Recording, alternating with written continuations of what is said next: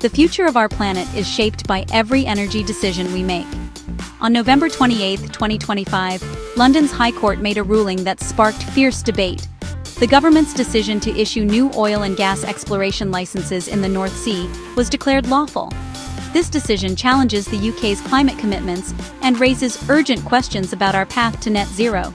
The case, brought by a marine conservation group, is part of a broader movement using the law to hold governments accountable for environmental promises.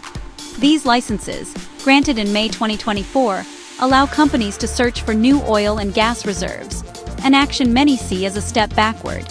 The science is clear: we must transition away from fossil fuels.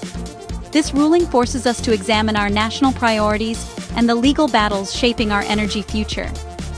The conservation group argued that these licenses threaten marine habitats and contradict the UK's climate obligations.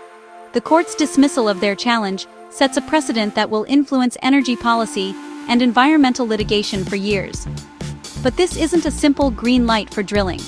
The decision centers on when environmental impacts should be assessed: at the exploration stage or later, during production. Understanding this distinction is crucial for anyone concerned about the planet's health. In this video, we'll break down the arguments, the court's reasoning, and what this means for the UK's environment, energy security, and wildlife. This is a story of law, science, and the future we're building. The stakes are high, and the choices we make now will echo for generations.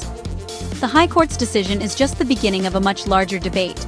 As we move forward, the tension between energy needs and environmental protection will only intensify.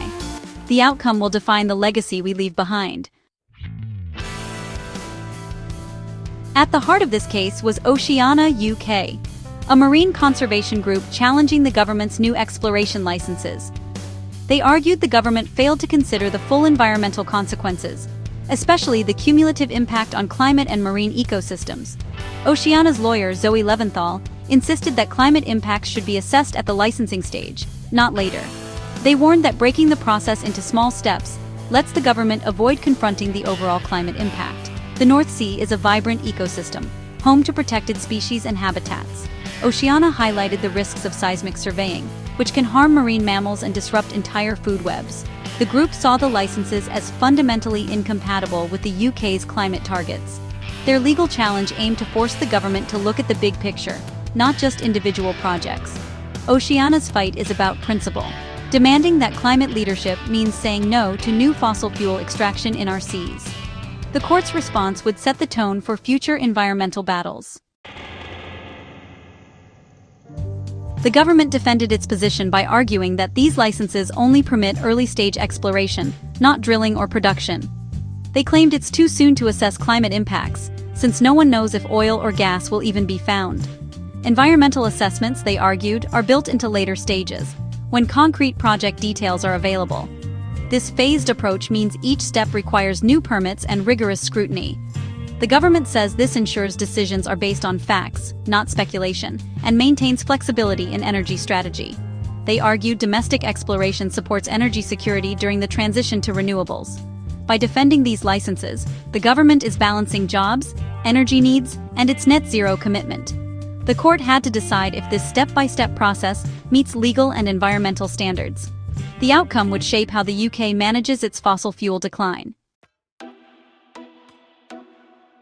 The High Court sided with the government, ruling the exploration licenses lawful. Judge Tim Mould agreed that it's premature to assess full climate impacts at the exploration stage.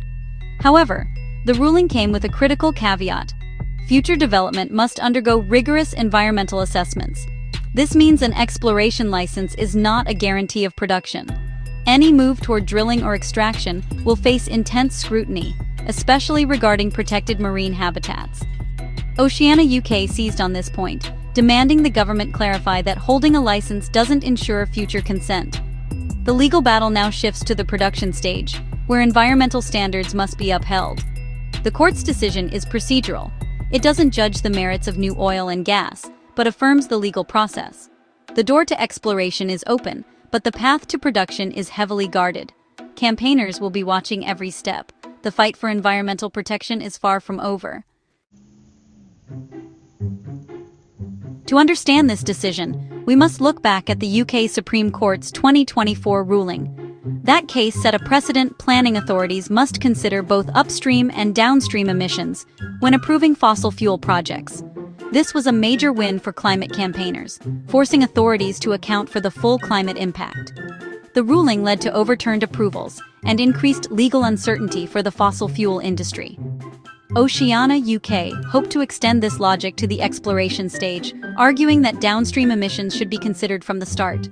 But the High Court drew a line. The Supreme Court's precedent applies at the project approval stage, not at initial exploration. This clarifies the law but highlights ongoing legal and political tensions over the UK's fossil fuel future. The courts are now a key battleground in the fight over climate policy. Every new case tests the limits of environmental law. The stakes for the planet and for future energy policy remain high. The North Sea Transition Authority, NSTA, manages the UK's oil and gas resources, balancing two conflicting goals. It must help the UK reach net zero by 2050, while also maximizing economic recovery of petroleum resources. This dual mandate creates tension. How can you phase out fossil fuels while encouraging their extraction? The NSTA argues domestic gas is cleaner than imports and vital for energy security. Critics say any new development undermines climate goals and the Paris Agreement. The High Court's decision confirms the NSTA's current process is lawful, but future production consents will face intense climate scrutiny. The authority's choices in the coming years will reveal the UK's true commitment to a green transition. The pressure to prioritize climate over fossil fuel expansion is only growing. Beyond climate change, oil and gas exploration poses immediate threats to marine life. Seismic surveying uses powerful blasts that disrupt whales, dolphins, and entire ecosystems. The High Court's ruling requires companies to prove their surveys won't harm protected habitats before proceeding. Many license areas overlap with marine protected areas, raising serious concerns. Even exploration brings risks of spills and pollution. If projects advance to drilling, the dangers multiply. Conservationists must now scrutinize every application to ensure promised protections are enforced. The fight to safeguard our seas is just beginning. The High Court's decision sends mixed signals about the UK's energy future. It reassures the oil and gas industry in the short term, but creates long-term uncertainty with strict environmental requirements. Companies may invest millions in exploration, only to be blocked at the production stage. This risk could accelerate the shift to renewables, as clean energy projects face fewer legal hurdles. The UK's net zero law remains in force. Every new fossil fuel project must be offset elsewhere. The ruling is just one chapter in the UK's transition to a low-carbon energy system. The direction is clear. Renewables are the future. The pace and path may change, but the transition is inevitable. The choices made now will shape the nation's legacy. The UK stands at a crossroads, balancing short-term energy security with long-term planetary health. The High Court's decision highlights the tension between fossil fuel reliance and climate responsibility. The government must now make its position clear. A license is not a guarantee of production.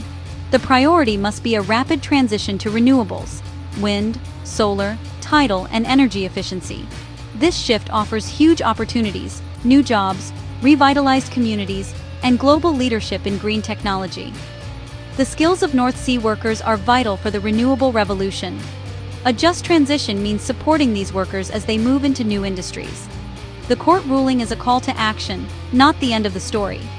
Citizens, campaigners, and voters must keep up the pressure for climate-aligned choices. The future of our oceans, climate, and planet is at stake. We must choose sustainability, innovation, and responsibility. The time to act is now.